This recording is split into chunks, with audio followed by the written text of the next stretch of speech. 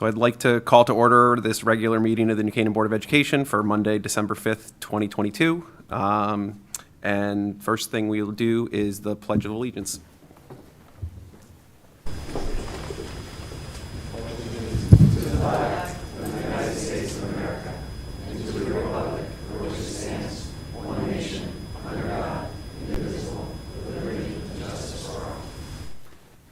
Thank you.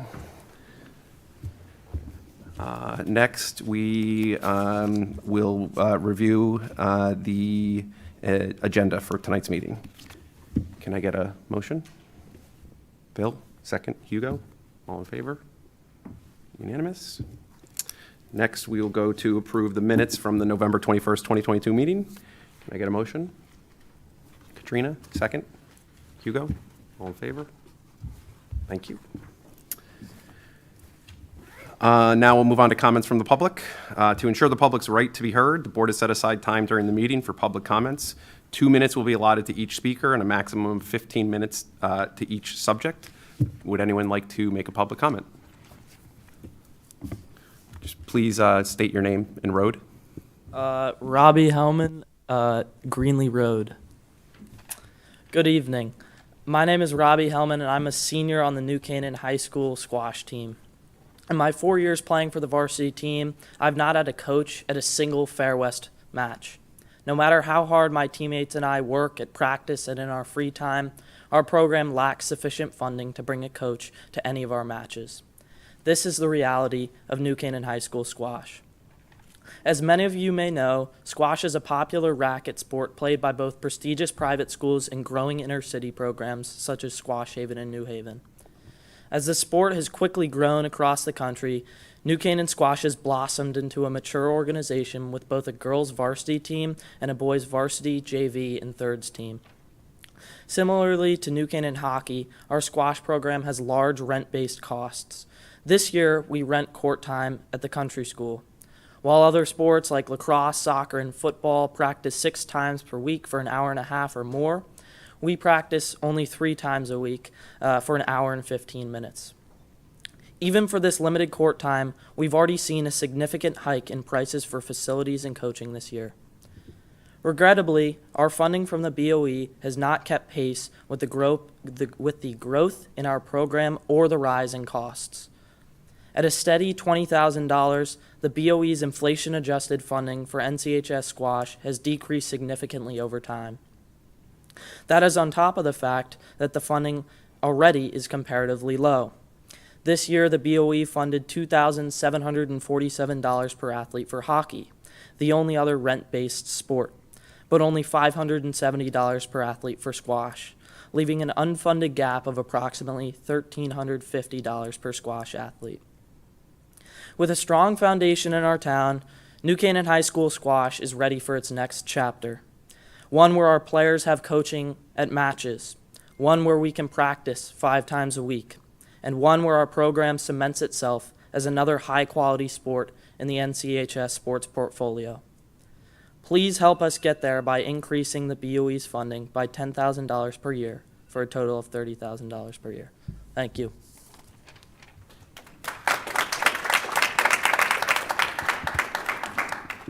Cooper Jessup, Ponus Ridge Road. My name is Cooper Jessup, and I'm the captain of the squash team. I've been part of the NCPS programs for 6 years, and I've played on the varsity squad since freshman year. In 2019, the captains were Bradley Hennessy and Jamie Cutler, 2 seniors who I aspired to be like. They were motivational, charismatic, fun, and just about anything you want in a captain.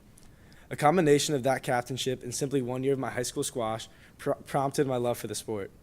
As the season progressed, I practiced more and more until I was eventually playing 6 days a week. During my sophomore year, I decided to quit lacrosse and pursue playing squash collegiately. I worked hard through the winter of 2021, and by the spring, I was playing U.S.-sanctioned squash tournaments. I went straight into the highest level tournaments. I managed to win the constellation of 1, but overall struggled, losing my first round match in 5 straight tournaments. I had a breakthrough in my 6 gold tournament where I finished 6 out of 24. After being unranked in U17 when I first started, I've now reached a ranking of 56 in under 19. New Canaan has historically done a phenomenal job of cultivating athletes in a team environment. While I enjoyed playing on lacrosse and soccer teams growing up, there's something particularly satisfying about being engaged in a solo endeavor. Athletics teach a lot of life lessons, and I found that over the past 4 years, I have learned more about myself playing an individual sport on a team than any other sport has taught me. More outlets for individual sports should be provided at New Canaan High School as they promote self-reliance, resiliency, and discipline. I would love more than anything for these great experiences I've had within the program to be amplified and shared with even more students, and the only way to do this is through more funding. Thank you for your time and consideration.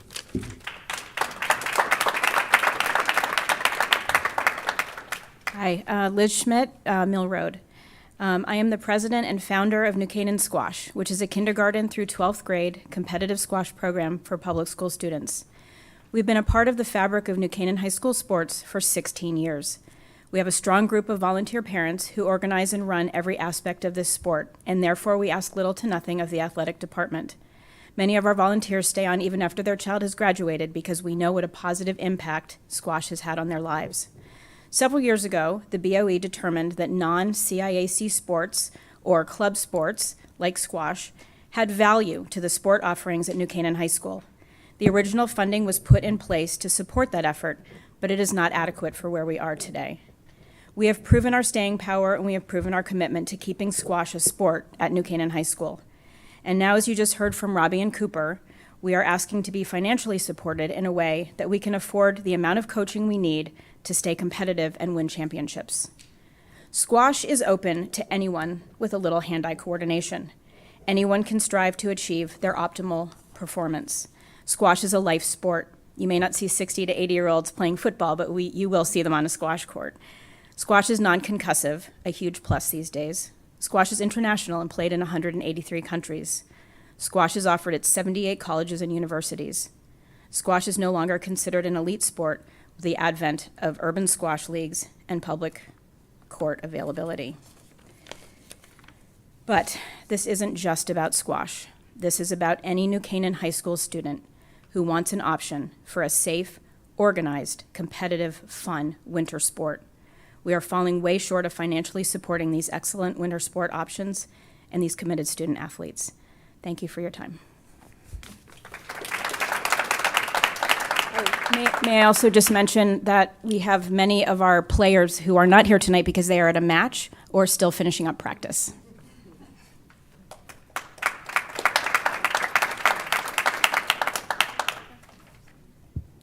Are there any further public comments? Thank you. So I think we will move on to reports and recognition. Gotcha. Good. Then nice when groups have been here before. They know we cannot engage in discussion based on public comment, but certainly we will be engaging in many budget discussions in the weeks and months ahead.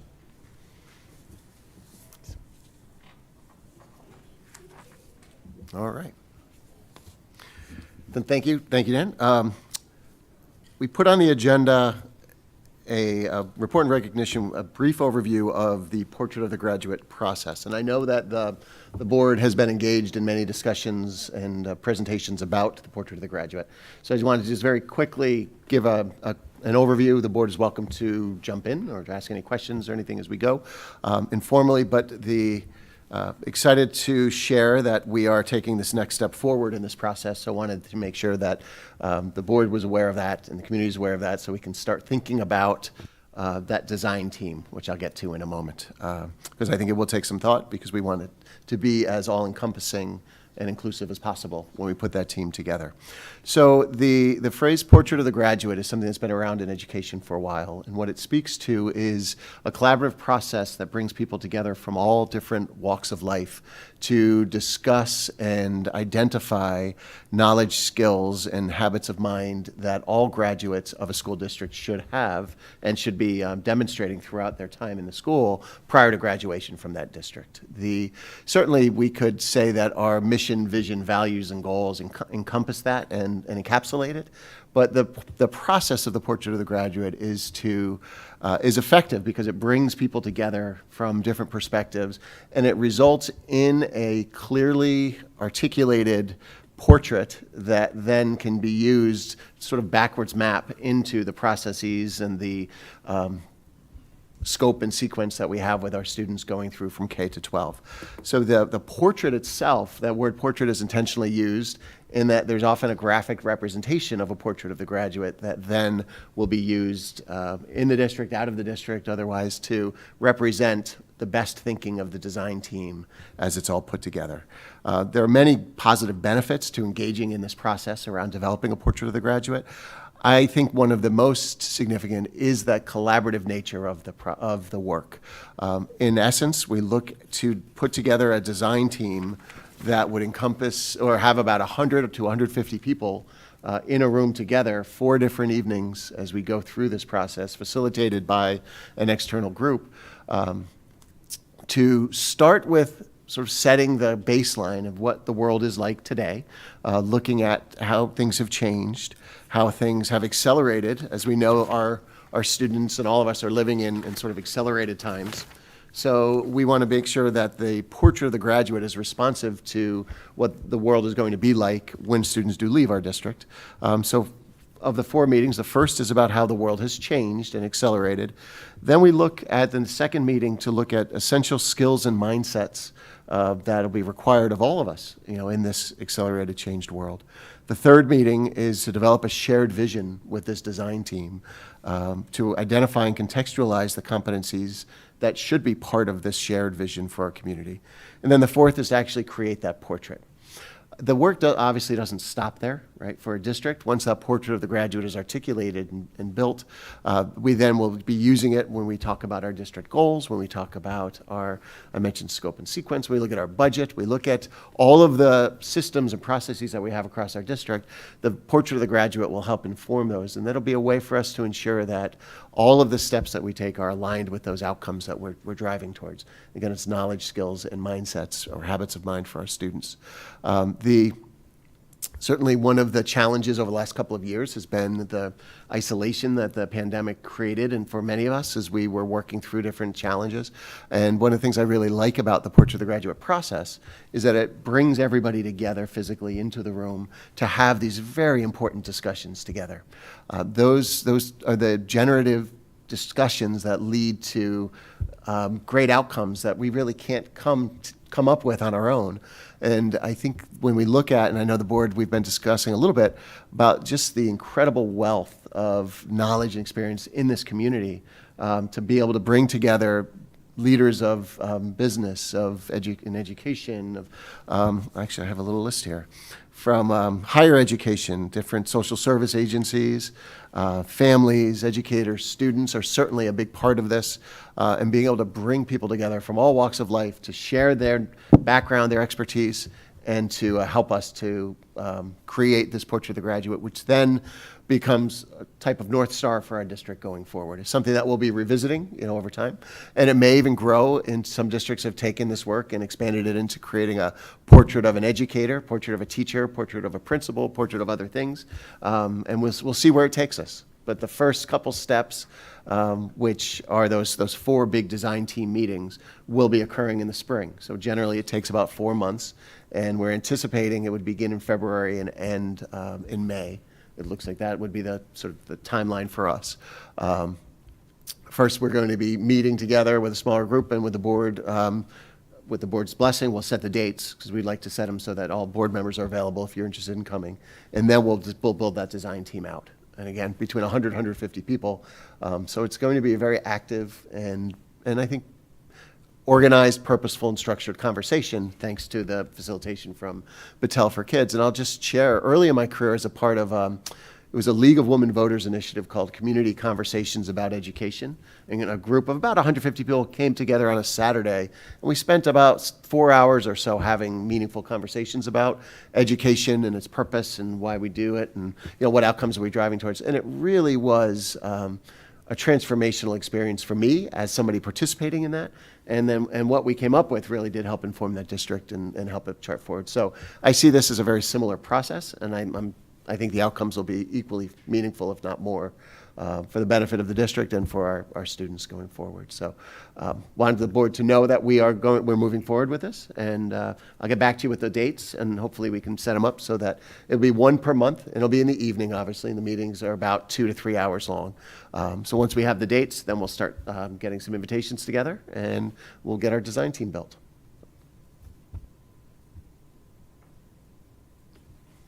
Does anyone have any questions, or Brendan? Just a question.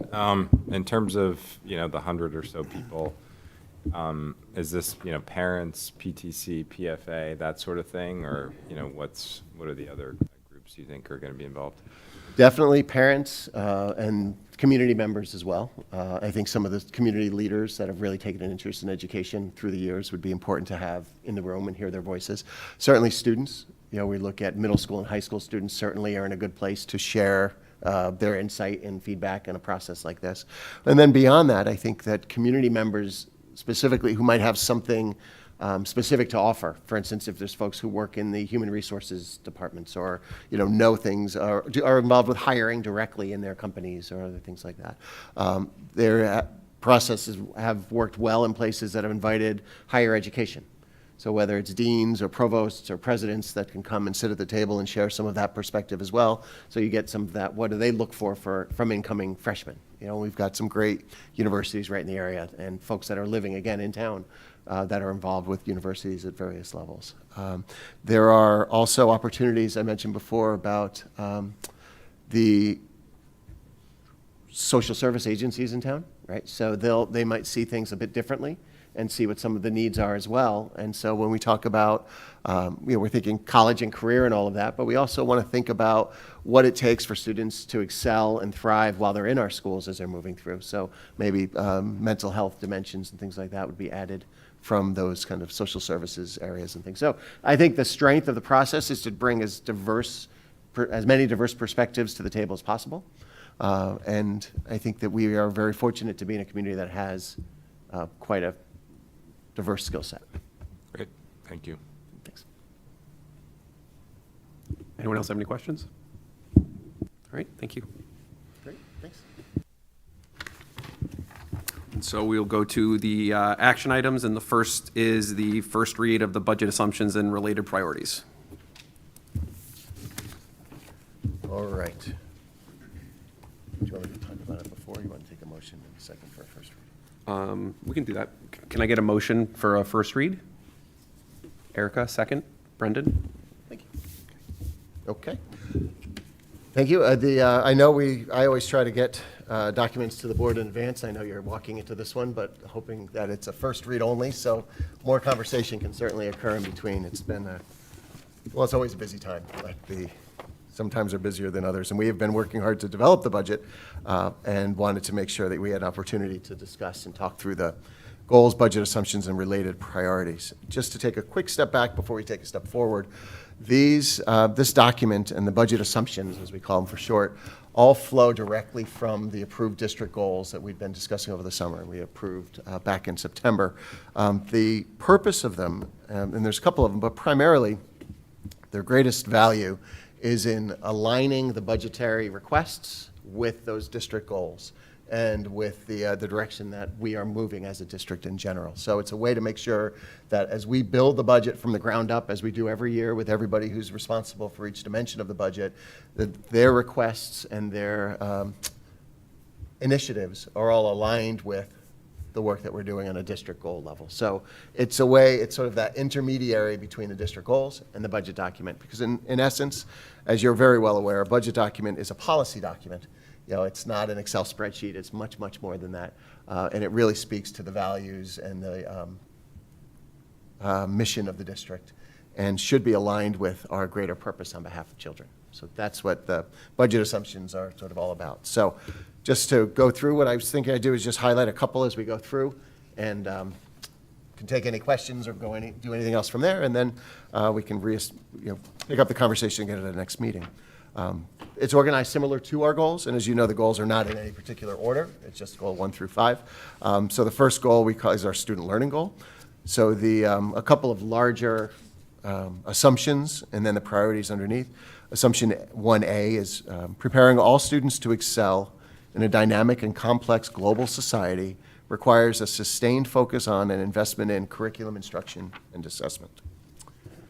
Under B, another large overarching assumption, excellence is not a destination, but a journey focused on continuous improvement, learning, and leveraging high-impact practices district-wide.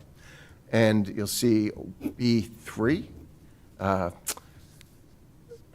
so a priority, engaging, meaningful, and aligned content and programming for the newly renovated planetarium, AKA the Dome, provides the foundation for assured experiences for our students, as well as high-interest engagement from the community. So as that work continues, and we anticipate the Dome being up and running for 23-24, it becomes a priority for us to consider how it'll be used across our schools and made available for the community. So that's sort of how these things are connected, as an example. C, a highly qualified and effective staff is the foundation of our district's efforts to continuously improve student performance. And then D, district resources must be purposefully distributed and dedicated to areas that drive student performance. As you'll see, D2, for instance, the team structure enables the faculty and staff at Sachs Middle School to differentiate instructional practice based on each student's individualized learning needs within a developmentally appropriate and supportive learning environment.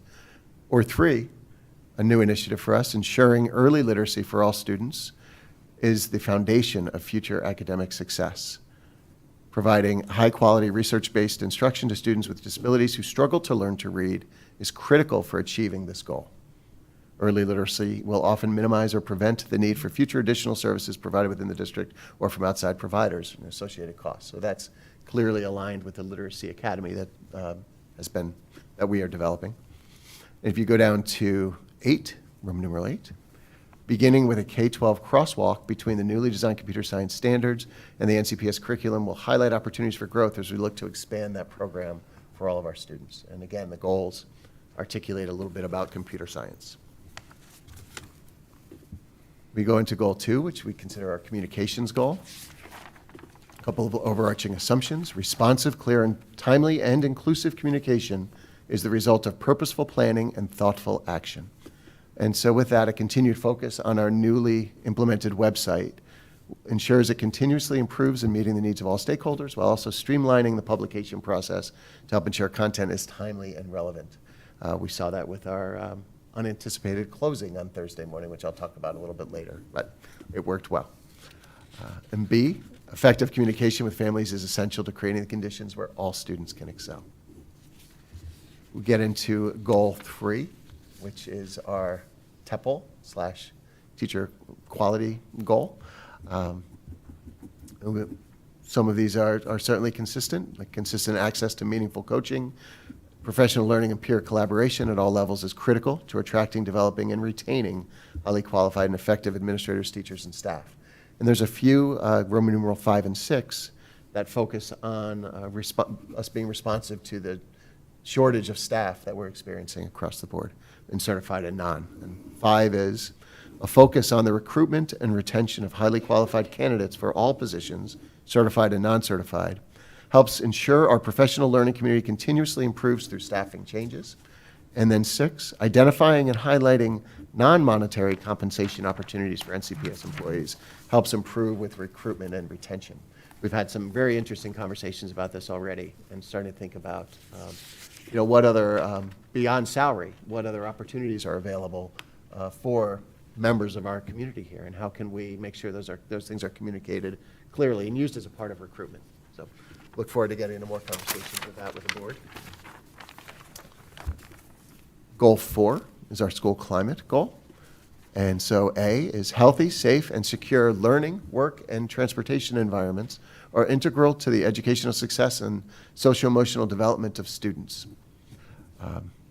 Roman numeral 2 there, which is something that we've been talking about together. The campus monitor system is a critical component of our school safety initiative. Adjusting the system to meet identified needs increases its effectiveness and provides further safety and security to our schools. Roman numeral 6 speaks to our mental health clinical team and our partnership with Kids in Crisis, psychologists, social workers, and our school resource officers as well, and their importance in the school community. again, flowing from conversations that we've had together over the last couple of months. B, continuously strengthening all school and classroom communities to ensure every student feels a sense of belonging, safety, connection, and engagement in inclusive, respectful, equitable, and supportive learning environments, welcomes every child and family to become active in their classroom, school, and district communities. It's a mouthful, but I think it accurately represents what we're going after there. And as you'll see, Roman numeral 4 speaks to the portrait of the graduate process I just mentioned. It brings together school community stakeholders to engage in a collaborative, aspirational process outlining the knowledge, skills, and dispositions all graduates of the New Canaan Public Schools need to succeed and excel in their futures. We look at C. The maintenance and improvement of school facilities and technology is a sound financial investment that results in healthy, safe, and productive learning and work environments. And a good example there, C3, a timely response to enrollment projections and patterns is required to ensure all school facilities continue to meet enrollment and programmatic needs for all students. Darlene and I had a meeting today with an enrollment company, I don't know what, I guess that's what we'd call them, a company that does enrollment projections, and we're looking to be likely contract with them to take a second look at the NESDEC projections to triangulate those numbers a little bit, and they'll do a more in-depth analysis looking at different areas of town and the different catchment areas for the elementary schools and other things, so we get a better sense of things, and then we'll be ready to have that next conversation together. So we're probably targeting mid-February for that study to come in. And we'll have a timely response based on what it says. Our goal 5 is our stewardship goal. So 5A is, important to mention, adhering to both unfunded and funded federal and state mandates is a continuous challenge. To do so effectively requires appropriate, customized implementation of mandates and sufficient resources so as to meet legal mandates while consistently reflecting community principles and standards in all that we do. Recent mandates impacting our work include, and I made it a shorter list than I could have because I was trying to save some trees, but a couple of examples are the mandatory training requirements for all of our staff. You know, we have a limited number of professional learning days, yet we've got hours and hours and hours of time devoted to mandatory training for those staff every year. So there's always a push and pull between what's the mandatory training that we have to provide every single year and what are our district initiatives that we need to focus on with our staff. It's a challenge everywhere, and every year things get added to that list. There's new legislation called the Right to Read legislation, which is still being formed as it moves its way through. There's legislation there. I'm working with CAPS and others, and we're all talking about a waiver process and other things. But essentially, as it stands today, this legislation outlines 5 or 6 programs that all school districts are required to use in their K-3 reading program. And we're waiting, there's supposed to be a waiver with that, and we're really waiting to see what that looks like. We don't equate curriculum and programs. We have a curriculum, and then we have a layered approach using multiple programs to meet our curricular goals. However, the state, under this legislation, appears to be taking an approach of must use one of their 5 or 6 approved programs as your only program or primary program for all kids. And we don't think it's that simple. You know, we know that our layered approach and using multiple programs to meet all of the dimensions of the science of reading has worked well for our kids through the years. Our teachers and our programs have continued to evolve, and I think our results speak loudly about the quality of the work that we're doing with kids. So those conversations continue. We'll see where that goes, but it's another mandate that needs to be addressed and focused on. Sometimes simple things result in costs, and often the mandates are done for the right reasons, but we don't always believe that they're done in the right ways. We believe that it's the responsibility, it can be of the legislature if they have goals in mind or things they want districts to accomplish, to tell us what they want accomplished and let the districts figure out the best way to get themselves there. I mean, that in essence is what local control is all about, and that is how Connecticut works.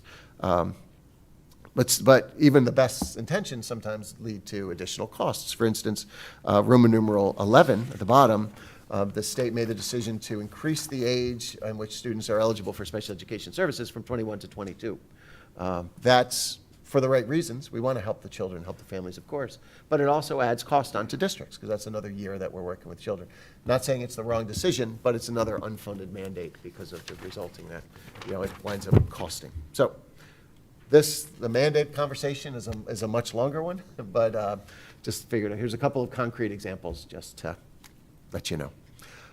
Under B, educational excellence requires significant and sustained financial investment. A fiscally sound, prudent, and transparent approach will be followed in our budget development, with a focus on maximizing the use of resources to ensure continued achievement and success. And as you say, Roman numeral 1, effective and efficient stewardship of resources honors the community's trust, responds to community needs, and is part of providing a sound return on investment. Therefore, efficiencies should be and are continually identified and implemented on an ongoing basis. And then C, meeting the community's high and increasing expectations for responsive services, excellence in educational outcomes, and fiscal prudence requires a forward-looking and collaborative approach to goal setting, reporting, and funding. And a couple of things here just to highlight, Roman numeral 4, where continue to identify and implement opportunities to reduce energy consumption through efficiencies, which may include capital spending, which is both fiscally prudent and environmentally responsible. These opportunities we're talking about include solar, natural gas, propane, cogen, and others that we've discussed. Ways to manage down the operational costs as much as we can so that we can continue to put as many resources towards the educational program as possible. Roman numeral 6, about inflationary times, because we know we are in inflationary times, and certainly they can put a pressure on budgets, on municipal budgets. And so we've done some thinking and planning, and we'll continue to think about what that means for us. But as we think about it, we think inflationary times are best navigated with a committed focus on our district's mission, vision, values, and goals. And as you know, those are focused all on creating the conditions that empower every child to learn and excel through school and beyond. So when those challenges come, it's important for us not to lose sight of the fact that in our schools every day is occurring the most important work on the planet, and it's our responsibility to be sure that the teachers have the tools that they need in order to best deliver on those promises. And then the last, Roman numeral 7, near and dear to all of our hearts, relocating the Board of Education offices, the launch program, and the alternative high school program to 220 Elm provides an opportunity for long-term savings by moving into town-owned building. Short-term investment in the design, construction, and planning of the move will help us to ensure that the long-term benefits are realized. So part of this, again, is a budget priority. We want to make sure we have one shot to do this, to do the design, to do the construction, to have the move, and we want to make sure that we do it right, and set ourselves up, our launch program up, and the alternative program up for long-term success in that new location. So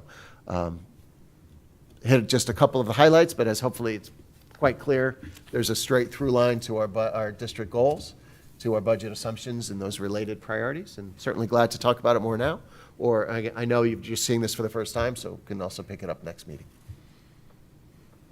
Does anybody have any questions? Erica? I was wondering, so I see teacher excellence both in goal 1C1 and then goal 3 is focused on it. And I was wondering if you could explain a little bit of the difference between the two spots in which we talk about teacher excellence. Sure. So it's impossible really to talk about student achievement, and goal number 1 is student achievement, without talking about our teachers' professional learning, right, and the training that goes into them delivering the curriculum and using the correct pedagogy, et cetera. The goal 3 speaks to the professional responsibility that our administrators and others have in evaluating and ensuring that teachers are meeting those high expectations. So in goal 1, it's a little more of a focus on the teacher who's doing that, and then goal 2, it's a little bit more of a focus on sort of the leadership and the coaching and what goes into the evaluation of the pedagogy and the work. That's at least the theory, the framework. Yep. Katrina? I don't see it in here. I'm looking for some circling back. I'm thinking about school start times, and I'm wondering if under Goal 5, it's just including, in terms of related priorities, including kind of a report out on early read on response from the community, and also in terms of the investment. You know, do we feel like we have the right number of buses, and are there any changes that would be suggested as part of that initial investment this year? Just something along those lines, if others agree. But. Yeah, I would agree with that. It would be good to just circle back on it. I mean, maybe one of the reasons is it's generally been positive, and you know, we've fared That's well, my and the assumption. community's happy with it. So if that's the case, I'm not sure how much studying we have to do, but probably would be good at some point to circle back. Yeah, I imagine we'll discuss it before, sometime maybe either during the budget process or after, but I'm just thinking, just important in terms of the resources in the investment made, that, you know, we solidified that it was well done, which I think it was, and that's what I'm hearing anyway, so. Yep, I actually had a mini focus group today about it, and that's in my comments at the end of our meeting. So it is, as you know, it's in our district goals, Goal 4.2, to implement healthier start times, focusing on student health and wellness. So we can take a look through in there and see if there's a through line to get into the budget assumptions a little bit. Certainly it could work to review and make sure that the investment is appropriate. Are we overinvested? I don't think so. Are we underinvested? I don't think so. I think it is, but we can put some numbers to that just to make sure. Well, and just on that, we've actually always promised the community that we would do follow-up surveys and analysis, and there might be cost to that in terms of getting the correct and appropriate surveys done. So we want to make certain that we include, that in the budget. Good. More than my ad hoc focus groups from time to time. That's a good place to start.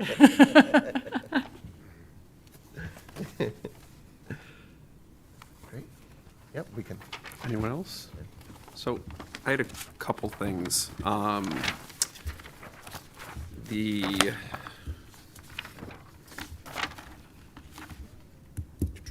me find it here.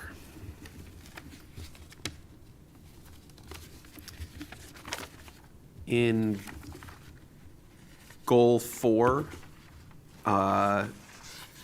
for the goal, just because we spent a lot of time on some of this discussion during the district goals, and I know this is just a first draft, but I would conform the language to our actual Goal 4, which just picked up local and national, and I think added healthy environment.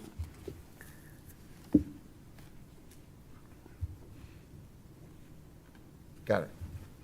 Yep.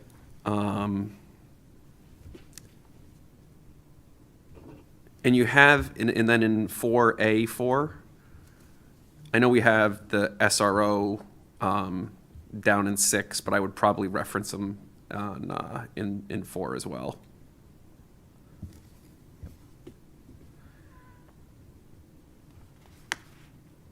Yes. And then 4B 1, I would change that language to conform more to Goal 4, Objective 3A.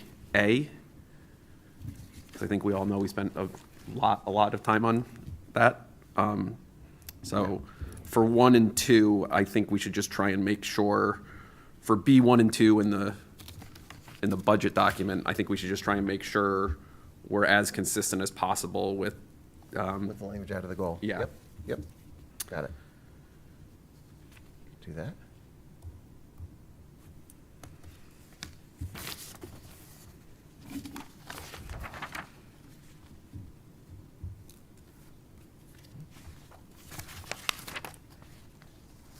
And then just a cleanup, I think, on the last page, C7, I might just say moving the offices to 220 Elm.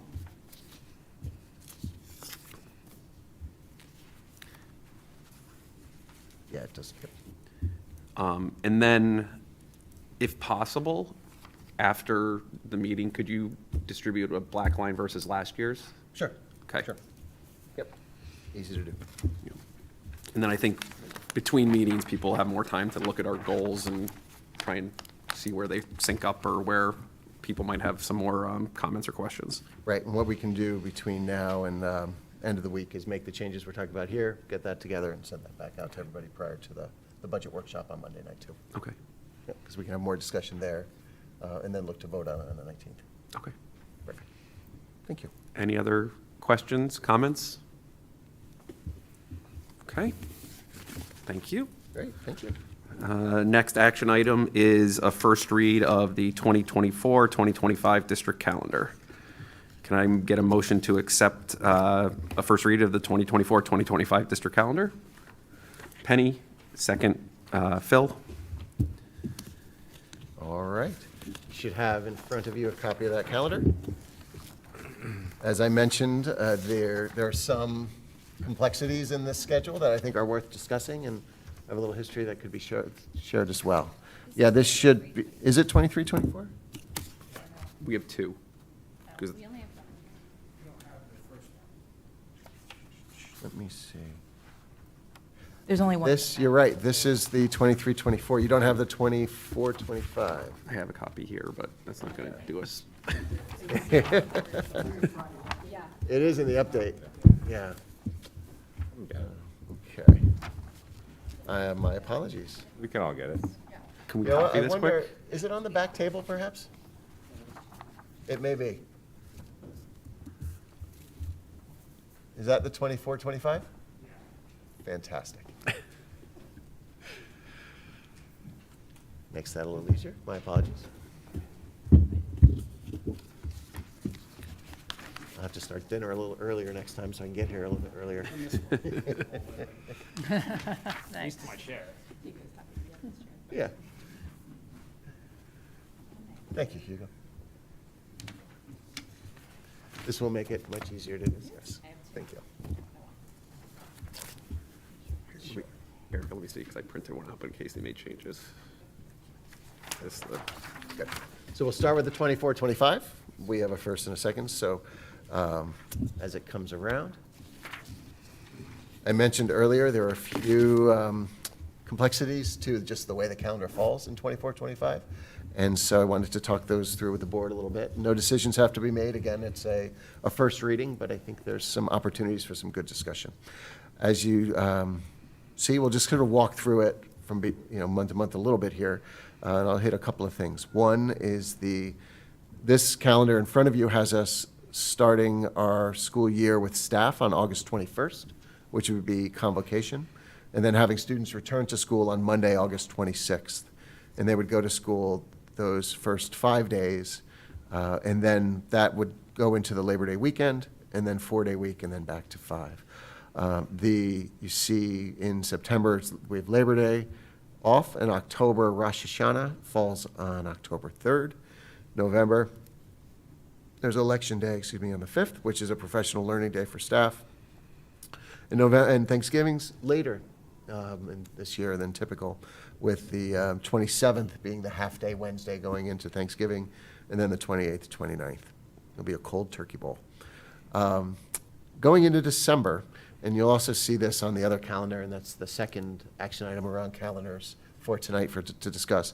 We are looking at the conference days for our elementary school, and looking at doing 5 days of conferences for our 5th grade only, and 4 days of conferences for grades K-4.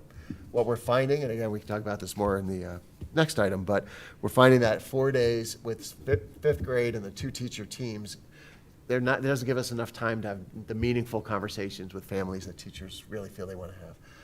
Instead, it's about 10 minutes or so, and for 2 teachers to report out on the kids and do all that in 10 minutes doesn't provide enough time. So adding that Monday to only to 5th grade, and then having the Tuesday through Friday for K-4, we think will help alleviate that a little bit, give them a little more time to have meaningful discussions in 5th grade. The K-4, the 4 days work just fine. So in December then, you see it's only 3 short weeks between Thanksgiving and the holidays. We have December 23rd, which is a Monday. And by contract, that's a half day in the district. And so we put it on here as a half day, But then we also looked back, I don't know that I have it with me, but we looked back to see what we did as the board last time. The 23rd fell on a Monday, and what the board decided to do was have a half day on the Friday and have the 23rd off entirely, so to capture that weekend. So that's a conversation for us to have.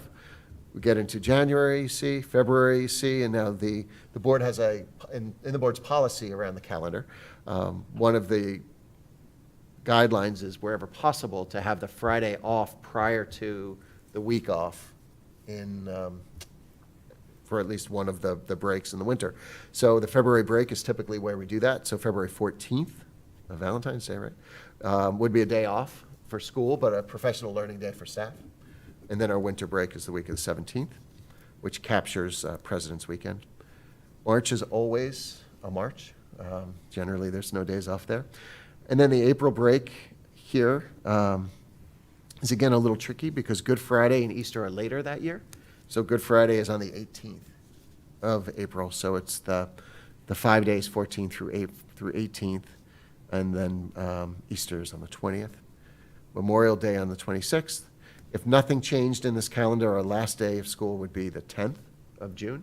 And the board also has another policy regarding the calendar that speaks to wherever possible, trying not to have school after the last day of the third full week in June. And because the Monday, the 2nd of June starts, it's not a midweek start, that day would be June 20th, would be our target. When we do get up against that date, we've taken days out of April break before or discussed altering the calendar in different ways. But just last piece for what it's worth, state statute does require us to go past that if necessary. So the board's policy is a guideline, but the statute does require us to go right up through June 30th if need be, if something were to happen, because it's sort of, state statute overrides policy. And we have had things happen, as you know. We've had hurricanes, we've had storms, we've been out a week at a time and other things, so you just never know. So you can never promise. But a couple of points for conversation, I think. We can have it tonight or have it next time. But I would say certainly the December start time, the December 23rd date, and to think about the start of the school year. We did the full week this year, so I think we have some recent experience, whether that worked or not, or if people think we'd benefit from moving that a little, because ending June 10th is a little bit early. So there's some opportunity there if the board wanted to make some adjustments.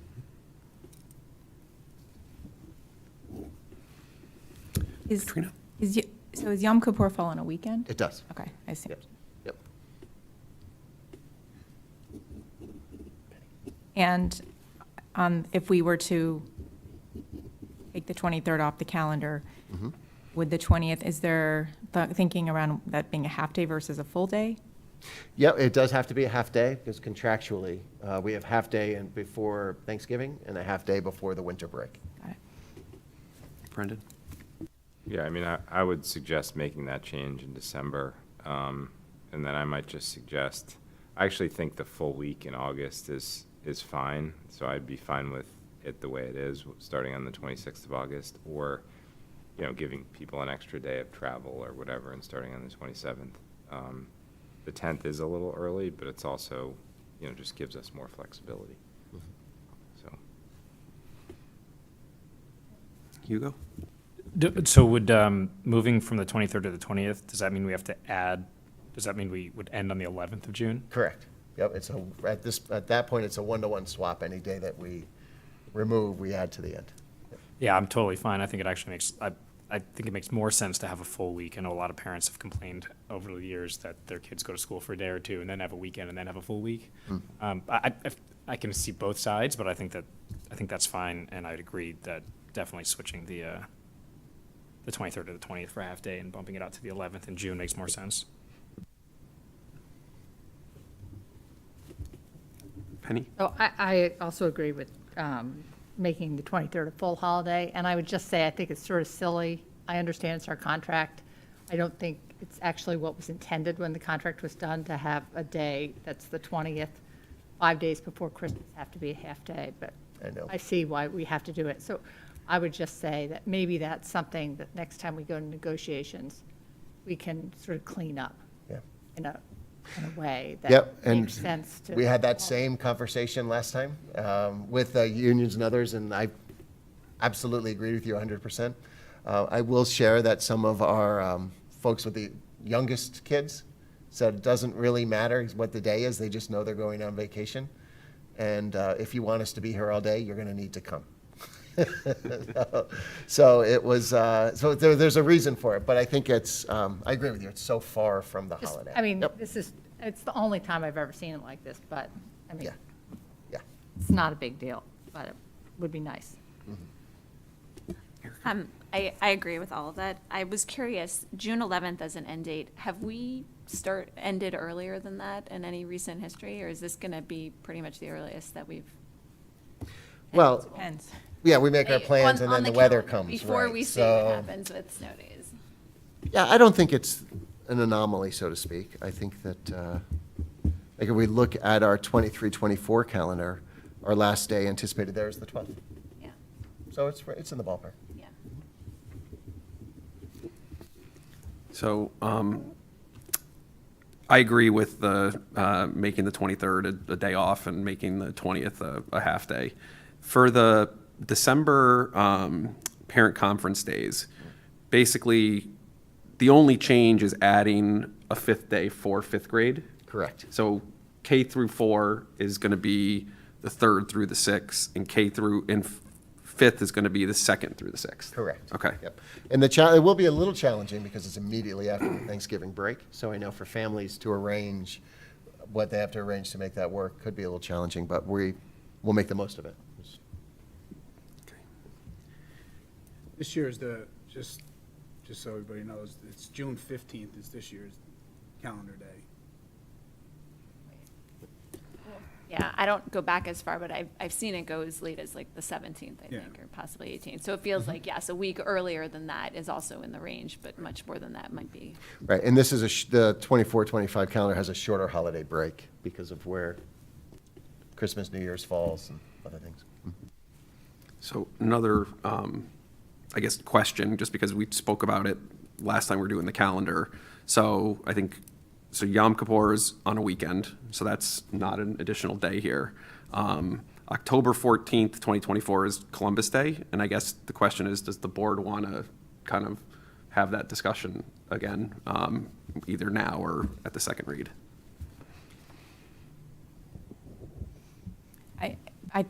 It crossed my mind because I remember having that discussion, but it's temporary. I feel like the Yom Kippur holiday falling on the weekend, it's going to come back around. So that's going to be, we'll be very quickly back to two days off in October, which I think this year worked very well, in my opinion. Felt like, the pacing. So this is a bit of a haul, but, unless there's another adjustment to be made somewhere else, I tend to like it, but. Brendan?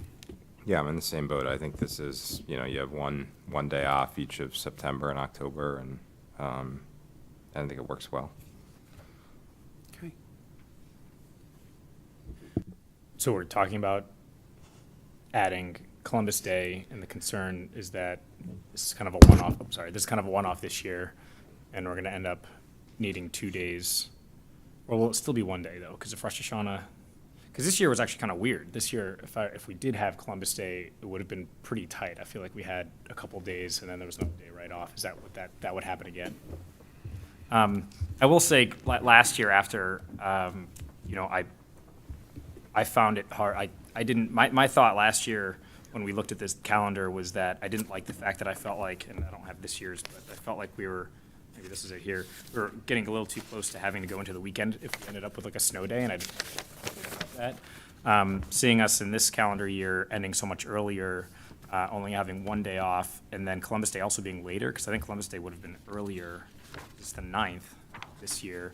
Next year it would be the 2024. Sorry, confusing. A lot of years. It's going to be on the 14th.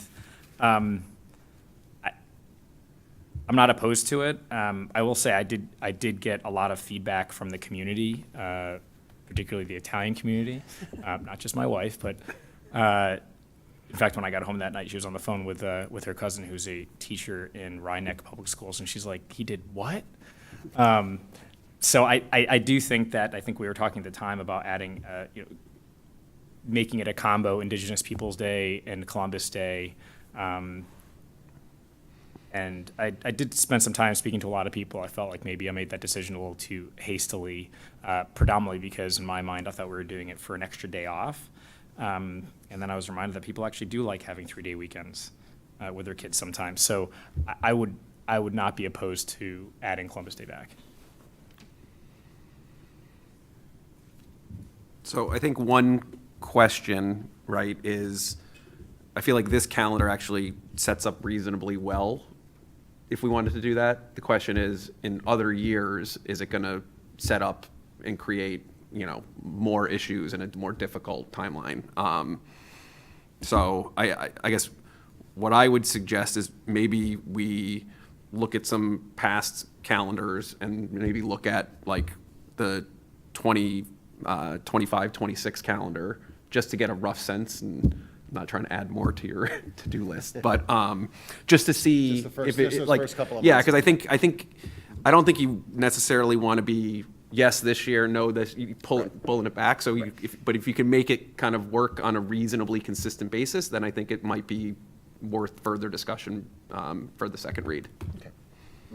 And just as a reminder, under state statute, there are different holidays throughout the year, Veterans Day, other holidays. And if we go to school on those days, by statute, we do something in school that's related to that day, right? So on Veterans Day, we have our veterans assemblies and things. And Columbus Indigenous Peoples Day, they have other things that they do, curricular, K-12. So it's not, when we come to school, but there is still recognition of the holiday, and it's integrated into what happens in the school. Like, for instance, when we started coming to school for Veterans Day, people were really worried that people were going to be upset, and they were in the beginning, until they saw the programming that's around that, and that we actually, use the day to celebrate what's meant to be celebrated. And, same goes for this. Anytime we have school on a holiday, so it's not required to have the day off. We are expected to do something about it. So in some regards, some people think it's better than having a day off where people are just raking leaves for the day. I was just going to add that I know this had come up the last time we talked, that teachers say that it's hard to get into a good rhythm of a 5-day week, and that when we have an extra day off, it makes that increasingly hard. And I actually heard that just recently from a teacher, appreciating when we have those solid weeks that, they're in school 5 days, and that's actually very helpful for moving forward, and that's a good time for it. Mm-hmm. Penny? That was actually what I was going to ask. I know that when we stopped taking Columbus Day as a holiday, it was partly in response to teacher feedback. Mm-hmm. So I would want to make certain that the teachers were strongly in favor of as well. And it also puts more pressure on the first day of school and the last day of school if we add another day off. And I I look at this, and you all can tell me because you're closer to the parents who are there, but starting on the 26th I looked at it and I thought that's a little bit earlier than we usually start. And we might get some feedback. And I was wondering, I think with the way it falls and, definitely taking the 23rd off, so now we're not ending till the 11th. And if we looked at that calendar, we probably would add 2 days and then start taking days away, if we had a lot of snow days. So I'm not sure we want to push the 26th back, but if you add in like this particular year, if you add in another holiday during the school year, when we know Yom Kippur typically falls on a weekday, it just puts an awful lot more pressure pushing that first day of school further into, back earlier in August.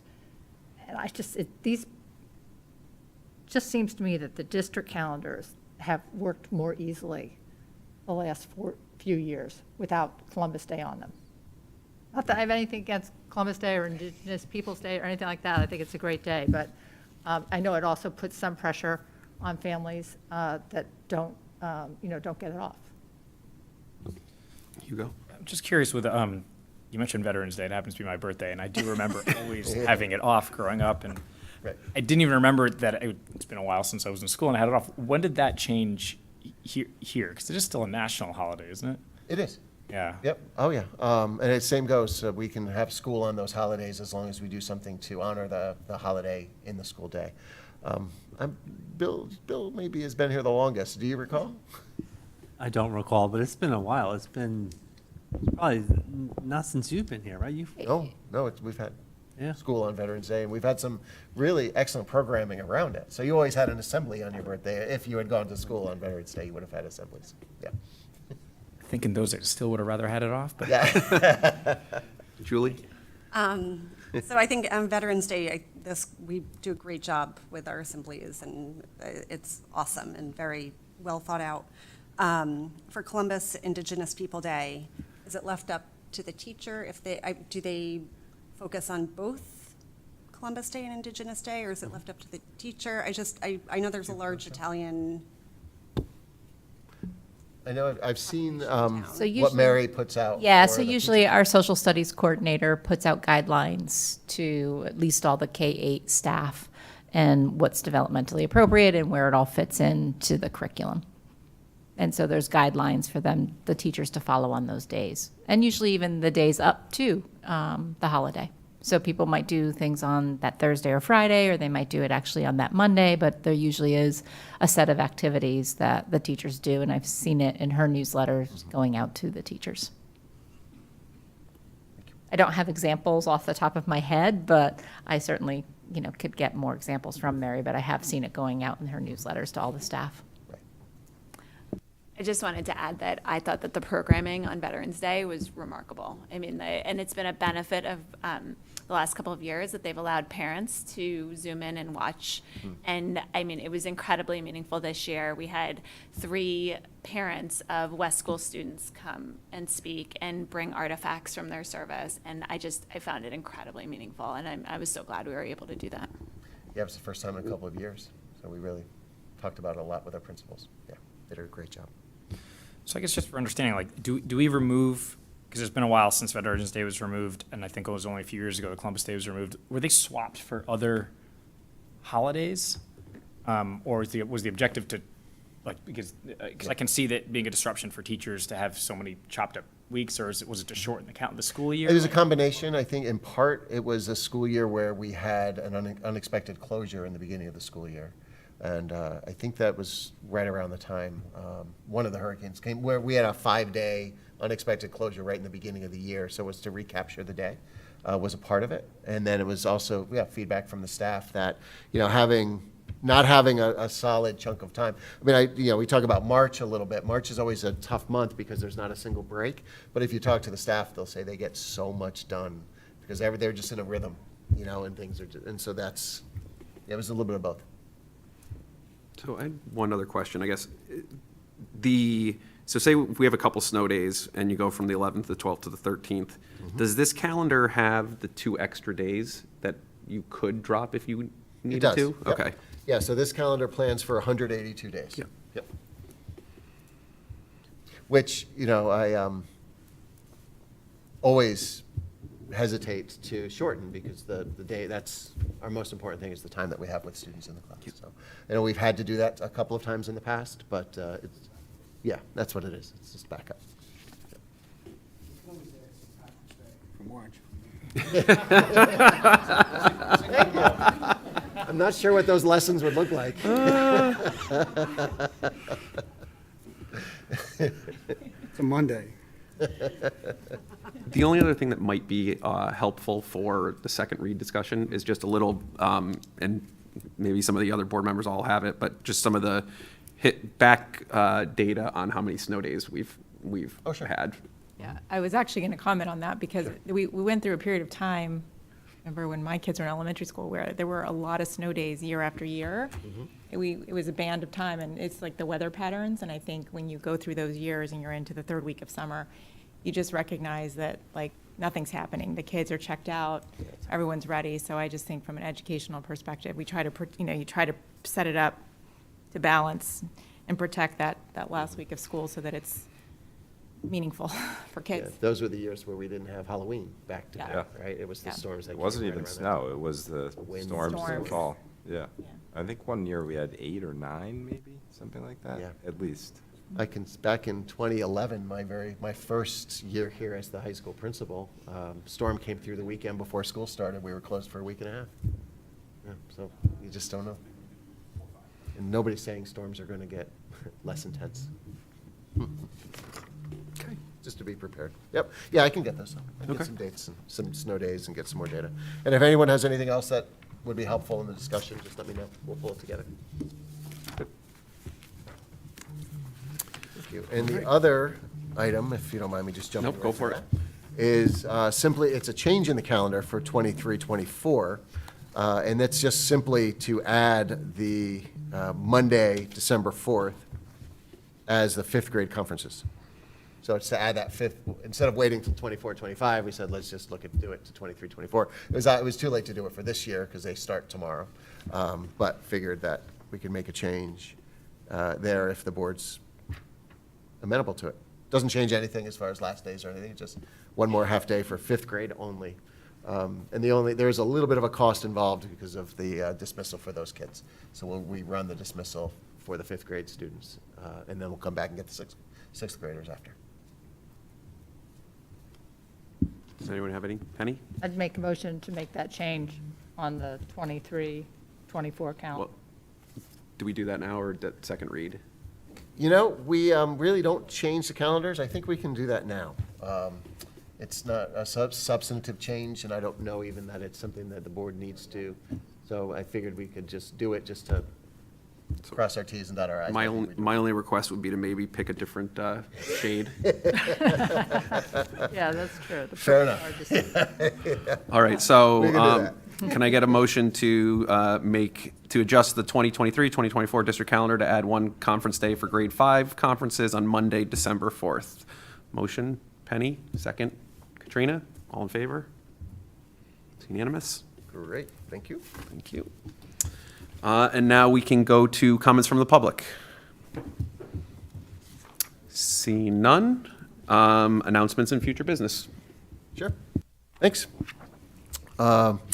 Our budget development is continuing in the district. We're continuing to build the budget with the help of our building and our program leaders, and are excited for our budget workshop next Monday on December 12th.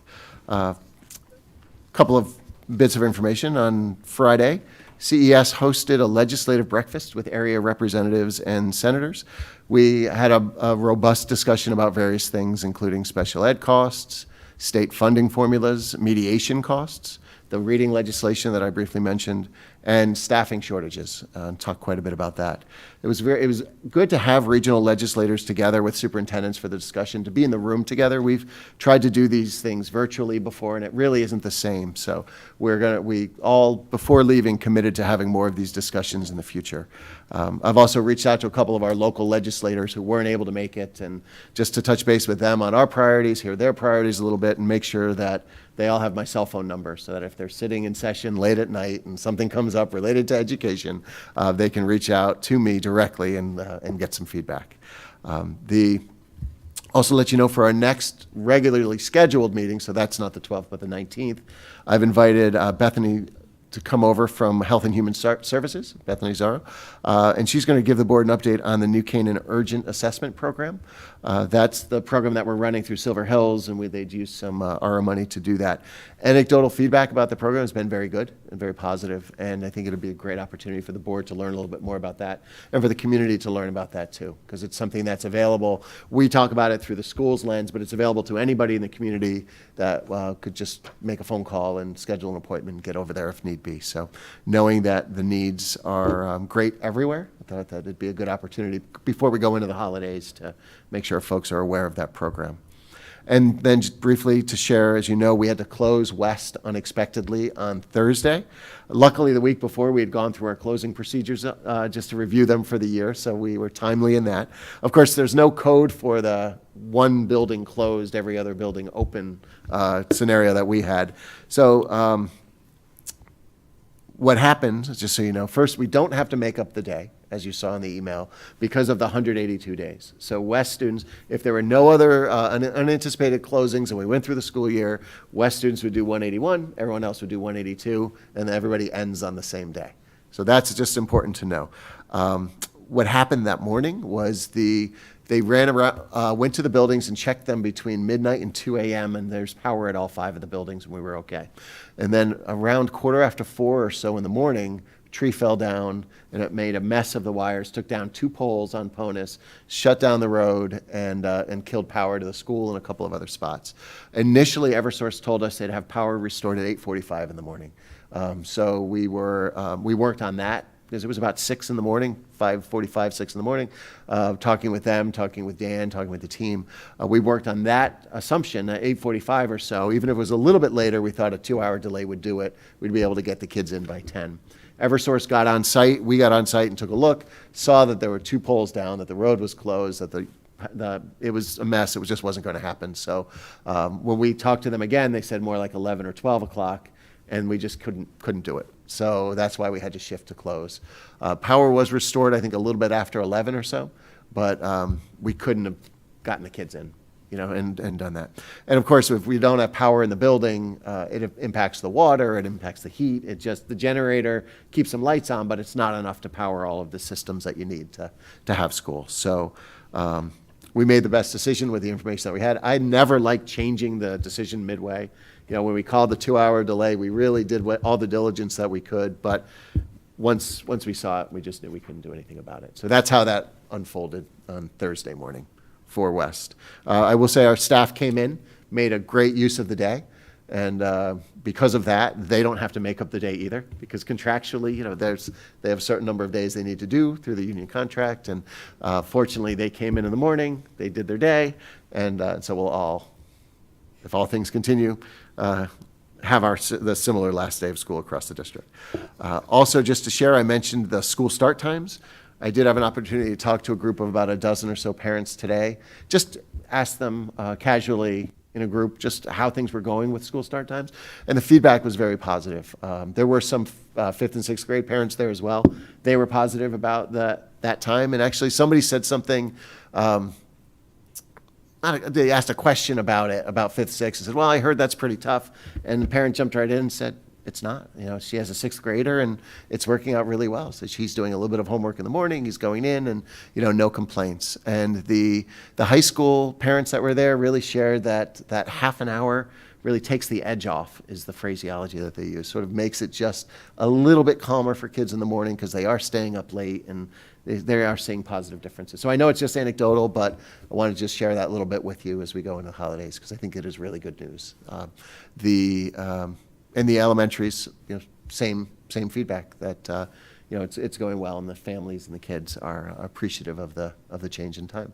And we are still learning and finding ways for our staff to collaborate across the 3 elementaries.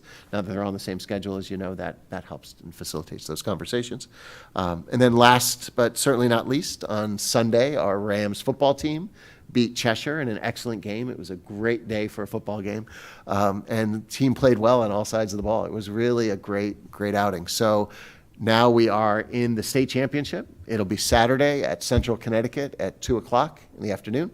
And we're playing Maloney High School, which is a school out of Hamden. Right? Meriden, I'm sorry, that's right, Meriden. I wrote it down, Meriden, thank you, not Hamden. Which is where Miguel Cardona, our Secretary of Education, went to school and served as assistant superintendent before becoming commissioner and secretary. So I'll be reaching out to Miguel and see if he's going to come to his alma mater for the game. We'll see. But it should be great. The Rams played great. They've had a great season, and the kids certainly deserve it. They've worked really, really hard. And Ty Groff, our quarterback, punter, field goal kicker, has now, I think he's tied the state record for field goals, career field goals, through his years here. So with one more field goal in the championship, if it comes to that, or if he has a chance, he could set the state record in Connecticut, which is incredibly impressive. Hope you can make it up to Central Connecticut. It's a 2 o'clock game. Go Rams. I just have one question for the budget workshop. Is that the 6 p.m. start? That is. Okay. Yes, thank you. Yep, it's a little bit of an earlier start. We'll have a little snack together and then jump into the workshop. Yeah, thanks. All right. Great. Can I get a motion to adjourn? Katrina, second. Julie, all in favor? Thank you, everyone. Thank you.